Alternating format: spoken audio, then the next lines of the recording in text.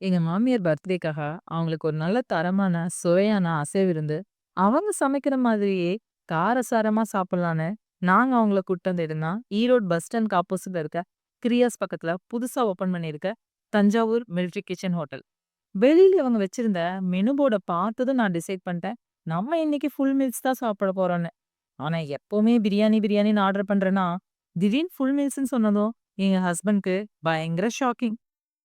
இவங்க கொடுக்கிற ரூ. 160 பஞ்சு அசைவ விருந்து, அன்லிமிட்டெட் சாப்பாடு கூட 4 வகையான தொக்கு, 4 வகையான குழம்பு, பாயாசம், ரசம், தயிர், அப்பளம்னு சும்மா சொல்லக்கூடாதுங்க. உண்மையிலேயே ஒரு நல்ல விருந்து தாங்க.